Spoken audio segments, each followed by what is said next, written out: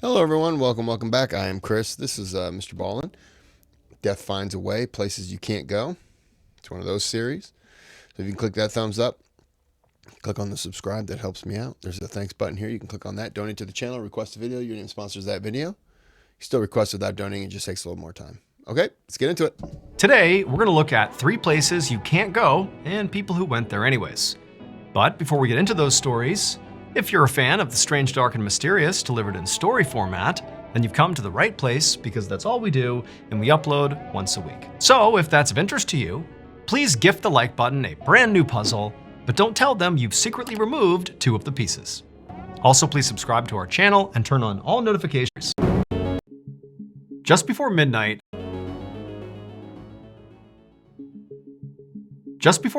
on August 20th, 2012, a 19-year-old college student named Rose Marr and her best friend, 19-year-old Elizabeth Nass, walked down Main Street in their hometown of Ellicott City, Maryland. It was their last night together before they each would head back to college in separate states. And so to cap off what had felt like a perfect summer, they decided to grab a few beers, despite being underage, and head on over to their favorite hangout spot, a train trestle that ran over Main Street. A train trestle is literally a bridge, but for trains. Now, to be clear, this train trestle was not like some secret daredevil hideout spot. Lots of people knew about it. Lots of kids in town, including Rose and Elizabeth, had been up here many, many times. And while there was an active train track that ran across it, the ledge on the trestle where everybody would sit when they were up there was several feet away from the tracks, kind of safely out of the way. You could be up there looking down over the town, and a train could literally pass right by you and not affect you. So overall, it was safe. So Elizabeth and Rose climbed up onto the train trestle and took their seats along the ledge, safely away from the tracks. And then they cracked open a few beers and began talking about their upcoming semesters. They talked about which classes they were going to take and what they were looking forward to and really how much they were going to miss each other. And then at some point, Rose pulled out her phone and she took a photo of her and Elizabeth's feet dangling off the trestle. Basically, the photo captured their feet kind of hovering over Main Street. Then she posted that photo to Twitter, and then as soon as she hit post, she and Elizabeth heard this loud screeching sound coming from right behind them. And when they turned around to see what it was, something huge smashed into them, and then it went black. That loud screeching sound was the sound of a train passing by right behind them. But remember, the tracks are set far enough back that, the train, it couldn't hit them. And in this case, the train was not the thing that hit these 2 girls. Instead, it was something truly unfortunate that happened to them. When that train passed by the girls, it partially derailed. Not a full scale, like cars going everywhere off the tracks, but instead, several of these cars basically toppled over to their sides. And some of those cars that toppled over were carrying thousands of pounds of coal. And these were open cars. You can literally see the coal as the train goes by. And so as the train's going by, those cars topple, all this coal comes out, and the coal smashed into Rose and Elizabeth and fully buried them. It was like they were under an avalanche, but not of snow, of coal. And so by the time the girls were pulled out of the coal, they were already dead. Rose and Elizabeth were the only 2 fatalities from this derailment. Their families would later sue the railroad company alleging negligence, and each family would receive a settlement, though the exact amounts were never disclosed. Thank you to BetterHelp for sponsoring. That's just sad. You shouldn't be allowed to be up there then if that's, you know what I mean? Like, they just shouldn't. But hold on.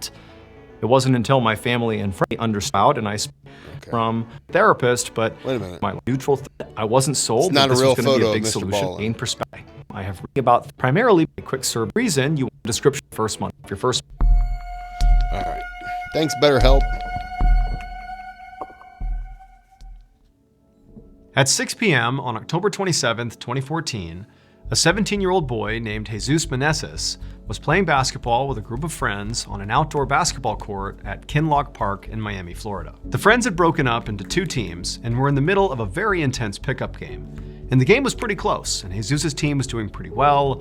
But at some point, when Jesus and his team had possession, one of his teammates just got frazzled by the defense and just took this crazy three-point shot from way behind the line, and the ball just sailed right past the hoop, completely missed it, air ball, and it bounced and then went clean over this chain link fence on the edge of the park. And as soon as this happened, Jesus and all of his friends let out a collective groan, because they knew basically anything that went over that fence was pretty much gone forever. But to Jesus' surprise, one of his friends turned to Jesus and was like, hey, why don't you just hop the fence and go get the ball? Now, Jesus really did not want to do that. I mean, he had been coming to this park since he was like 1 year old with his family, and his mom and dad had always told him to never, ever climb that fence. Never. But now, Jesus' friend who had asked him to do this had kind of like turned it into a dare, and he's like, no, really, come on, Jesus, like, go hop the fence and get the ball.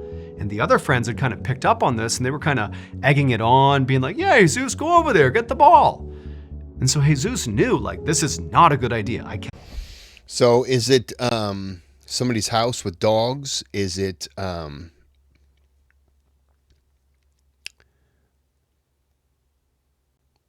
was gonna say like a railroad, but man, somebody's house with dogs would be my number one thought.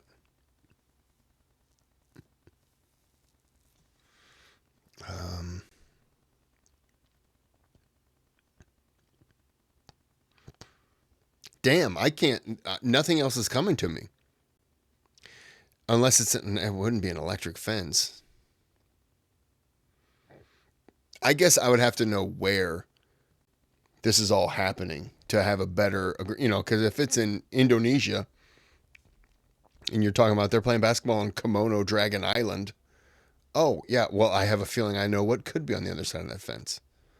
And not go over that fence. But here I am, surrounded by all my peers, basically egging me on to go do it, and he didn't want to look weak or scared, and so he's thinking to himself, hey, what's the worst that could happen? And he's like, all right, I'll go get it. And so Jesus left the basketball court and walked over to this fence. And it was about 7 feet tall, and there was all this barbed wire across the top of it. And so as he's standing there looking at the fence, he turns back around, and his friends are all smiling like, yeah, go get it. And so he's like, okay. And he begins climbing the fence. And he gets to the top, and he reaches the barbed wire, and he very carefully positions himself so he doesn't cut himself on the way over. And right after he's cleared the barbed wire, he kind of tumbles to the other side of the fence. He hits the ground, and he's kind of shaken up from hitting the ground pretty hard. But, he stands up, dusts himself off.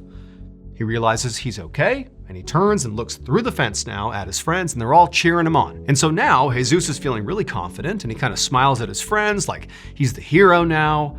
And he turns, and sure enough, there's the basketball, just a few feet away. So he walks over, picks up the basketball, and chucks it over the fence back to his friends. And Jesus was about to climb over the fence and go rejoin his friends when he happened to look back in the direction of where his basketball had been, and he noticed there was another basketball that somebody else had lost over this fence. Except this basketball was on the other side of a second fence. Basically, once you climb this first fence, a couple of feet later, there is a second fence. These were the two fences that Jesus and everybody who ever came to this park were warned about. Never. Okay. Dual fences. Now I'm thinking like a zoo. Obviously, they're not playing basketball at a zoo. I understand. But something like that where it's dual fences, there's something on the other side of that second fence that they're trying to stop from getting through. It's got to be an animal. Has to be an animal. Right?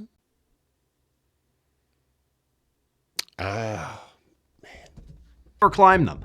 But Jesus has already climbed the first one, and he's got his basketball, and he's thinking, I can climb the second one too, and I can get that basketball, and then we'll have two. So if we ever lose another one, we have a backup. So without even telling his friends, Jesus walks over to the second fence, which is basically identical to the first. Yeah, because he threw the ball over, they got the ball, now they're expecting him to climb over. They don't realize he's going deeper, because if he had said something, they might have been like, whoa, don't push your luck, bud. Come on over. Come back. fence, about 7 feet tall, a bunch of barbed wire at the top, and he carefully climbs to the top and he kind of positions himself over the barbed wire, and then he drops down to the other side, except this time, when he hits the ground after clearing that second fence, something horrible happens. Within seconds of Jesus landing inside of that second fenced-in area, his friends back on the court saw what was going on and began totally panicking. They're screaming, they're running around, they don't know what to do.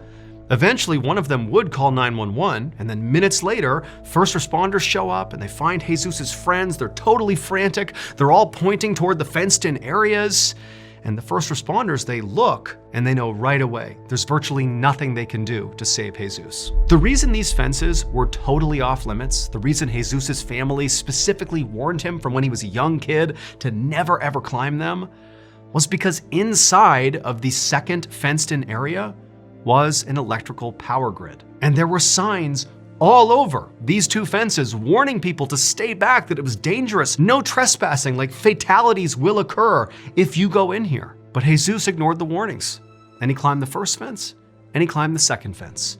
Except when he landed inside of that second fenced-in area, he landed on a live electrical wire. And the second he did, 500,000 volts of electricity coursed through his body. For reference, the average lightning bolt contains about 300,000 volts of electricity.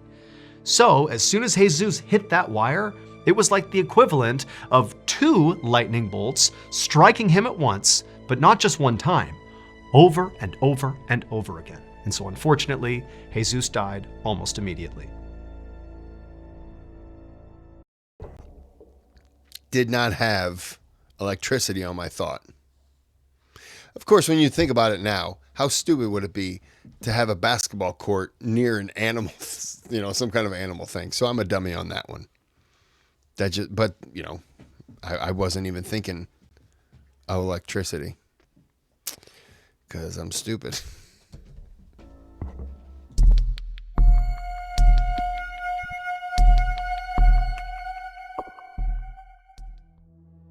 On the afternoon of April 22nd, 2023, a 49-year-old father of 3 named Carl O'Keefe crawled through a cave system in Cumbria, England. He was on his hands and knees, shuffling his way forward, and the only light that guided him through this tight, small tunnel was the headlamp on his head. So Carl was an adventurer. He loved things like rock climbing and exploring caves, but this particular cave, he wasn't that familiar with. He'd only been here a couple other times, and he didn't have a map, so really he didn't actually know where he was going. But Carl wasn't remotely worried, because he knew this was easily the safest cave system he had ever explored. In fact, this place was so safe that often people showed up with their kids and let them run around freely with no... Looks like a mouth opening, doesn't it? Looks like a mouth opening. This would be like the tongue area. And that poor little kid's about to be swallowed up. It's very disturbing. No fear they were going to get hurt. And so Carl has no worries here. And also he's thinking to himself, he's not very far into this particular tunnel. He can actually still hear the other people and their kids kind of right behind him. And so again, even though he doesn't really know where he is, he feels completely fine. And so Carl continued crawling through this tunnel, and eventually he reached this T intersection where he just had to choose between going right and left. And again, he's got no map. He doesn't really know where he's going. So he decides, okay, I'll just go right. And so he begins going down this tunnel, which closely resembled the tunnel he had just came from. But as he was crawling along, he started to feel like the walls around him were kind of shrinking, and it was getting harder and harder to push his body through this tunnel. And then finally, when it felt like it was so tight around him and it was getting so claustrophobic that maybe he should just turn around, he reached a dead end. That's all this was. The right turn was just a dead end. And so he thought, okay, I'll just turn around and go back the way I came and, maybe explore the left side. So in order to do that, Carl decided he would make a U-turn with his body. He would literally just turn around and go back the way he came, leading with his head and his upper body. And so he's facing the dead end. He's on his hands and knees, and he begins doing this U-turn. And he kind of turns and gets his head and his shoulders and his upper half kind of folded around until they're looking back in the direction he was coming. But he was too physically big to get his lower half to complete the U-turn. And so he was effectively wedged in this U-shaped position. He couldn't do anything. He was just stuck. But Carl didn't panic. because he knows this is a safe place. This is not a big deal. Nobody gets hurt in these cave systems, and I just need to rethink how I go back the way I came. Clearly, this U-turn attempt is not working. And so he decides, okay, let's reset. I'll pull my shoulders and my upper body back, and I'll reset facing the dead end. I'll basically go back to exactly the position I was just in. Except when he tried pulling his upper body and his head and his shoulders back to where he was facing the dead end, he realized he was also stuck going in that direction. He couldn't go back to the way he was, and he couldn't return in the direction he had come. He was stuck in this U shape and couldn't go anywhere. Now, again, Carl is telling himself that it's gonna be okay. This is a safe place. Kids play here. Like, this is no big deal. I'm gonna be okay. And so he tried, to kind of shimmy himself one way or the other, but it was like no matter what he did, he just could not move out of this U shape. And as that happened, he began to kind of panic. His heart rate began to rise. It became harder to breathe. It felt like the walls of this cave were kind of pushing down on him. And before long, he was becoming overwhelmingly claustrophobic. It just felt like the walls of this tunnel were crushing him, and he really began to panic, and he just started screaming out for help. Immediately, some of the staff who heard Carl yelling out made their way into this tunnel system and actually saw Carl. They could see him in this U-shape, totally wedged. And at first they couldn't understand what was even happening here, but when they tried to pull him out, they couldn't get him to move. I mean, he really was totally stuck here. And so, sensing that this was a true emergency, the staff backed out and they called the fire department. And the fire department, they came out and they too could not get Carl out. He was stuck. And so pretty quickly, Carl realized all he could do here was just do his best to stay calm, because this position he was in was really restricting his breathing, not to mention, the tunnel itself is pressing down on him.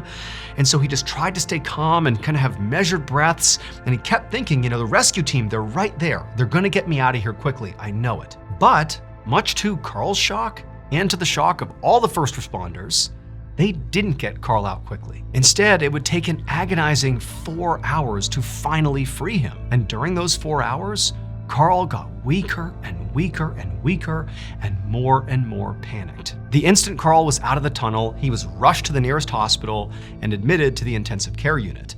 And there, they would discover he had suffered all these extensive crush injuries from being in that position for so long. He had severe bone damage, organ damage, and nerve damage. I mean, he was in horrible shape. And despite heroic efforts by medical staff to try to save Carl, ultimately, he would die 8 days later from those injuries. And his death would become massive news, because it really seemed impossible that somebody could die in that cave system, because it was meant to be so safe. This cave system was not like an underground cave system where spelunkers go. No, this was a cave system for kids. It was a kid's play place. All the tunnels in the cave itself was made out of plastic, again, so kids could crawl and explore. But adults were told they too could go through those tunnels with their kids. And so Carl had gone to a birthday party for one of his kids' friends. He had brought his kids along, and being the devoted father that he was, he went right in there with his kids and was crawling all around and goofing around with the kids until, unfortunately, he got stuck. In case you haven't heard yet.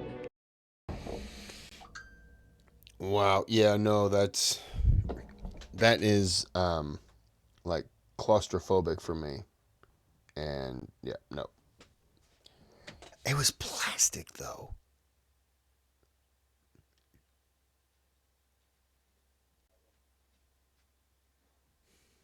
Wow. That sucks, man. Too bad. I'm pretty sure that's the end of the video. Yeah, he's talking about his book. Release September 30th. Oh, he has another one coming up. Okay, well, we're going to end it here. I'd like to get a couple more beers in me, if you don't mind. So I'm going to go grab some more, but until next time, have a good day, have a good night.